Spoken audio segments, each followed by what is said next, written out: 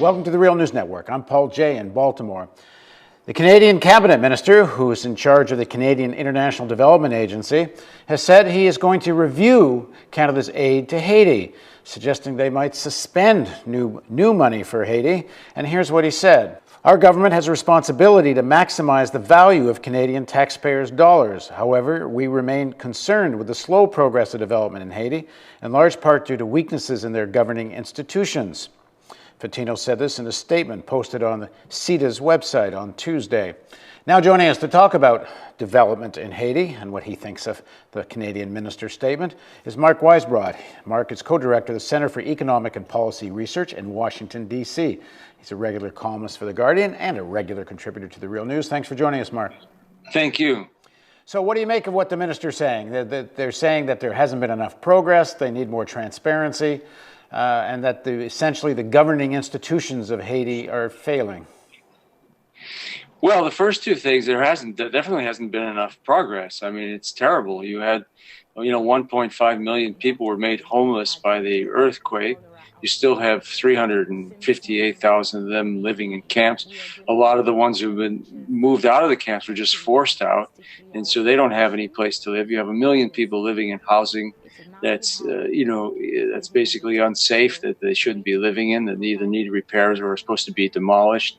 And so they didn't even solve the most basic housing problem. So of the money from USAID, 67% of that is going to inside the Beltway contractors. Only 1% is going to Haitian firms. So again, they're not doing anything to build the capacity, even in the health ministry, for example, although they're starting to change that a little bit, to deal with the reconstruction. And, the worst thing of all, to me, is that they actually, the UN troops actually brought this deadly disease of cholera to Haiti. Over 7,900 Haitians have been killed, and over 600,000 infected. In fact, most of the cholera infections in the whole world in the last couple of years since they brought it there have been in Haiti. So this is something that they created. They made this mess. Haiti didn't have cholera for over a century, and it's something that they're going to have to live with for years. And what are they doing? What have they done to just provide clean water and sanitation? Which most Haitians don't have access to sanitation, and probably 40% don't have drinkable water. This is what spreads the disease. This is the cause of the disease, really. And the way you get rid of the disease is to provide water and sanitation. And they haven't even done that. The UN hasn't even taken responsibility for having done this, even though everybody knows they did it. I mean, Bill Clinton acknowledged it in March, and you had, any number of scientific studies from the New England Journal of Medicine, the Center on Disease Control. All of these studies show that this disease was brought to Haiti by UN troops. And they won't even, now finally in December, 2 years after they brought cholera there, they finally say, okay, we're going to come up with a plan. We're going to have a 10-year plan to get clean water and sanitation to Haiti, and of course also the Dominican Republic. But it's going to take years before they actually do anything. And in the meantime, they've even cut back. In the last year, they've cut back on cholera treatment centers and cholera treatment units. So, 357 people died in the last quarter of last year from cholera. This is really an outrage. And I don't think it would be permitted in any other country. Right. Now, when Canada talks about the failure of Haitian institutions, some people argue there's a certain kind of irony to that, because after the earthquake, wasn't it Canada, the United States, and the UN that kind of made sure that Haitian society returned to what it had been pre-earthquake, that the elites remained in power, and the various institutions remained essentially serving those elites?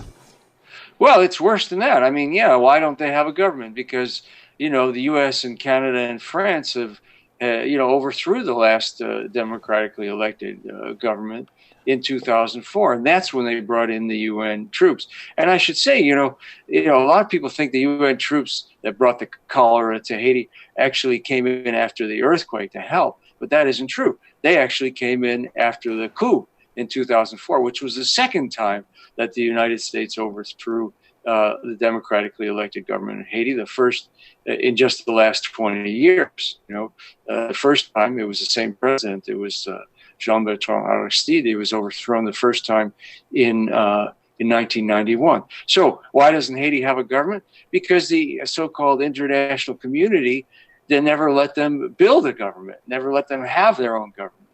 And that's, of course, the fundamental problem.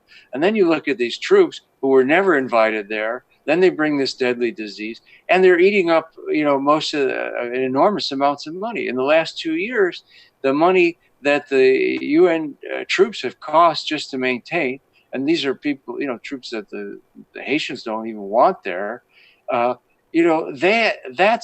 that's almost as much as you would need for the $2.2 billion for the whole 10 years, which, of course, the UN and the international community doesn't have. So the money is there. They're using it to maintain this troop presence, to basically occupy this country. And they have no legitimate reason for it. I mean, this isn't, sometimes they call them peacekeeping troops, but they're not peacekeeping troops. They weren't brought in at any time during, a civil war or to keep the peace. And there's no peacekeeping agreement under which they are there. So this is one of the terrible ironies of the international community running around and blaming the Haitians for the mess that they have created. All right, thanks for joining us, Mark. Thank you. And thank you for joining us on the Real News Network.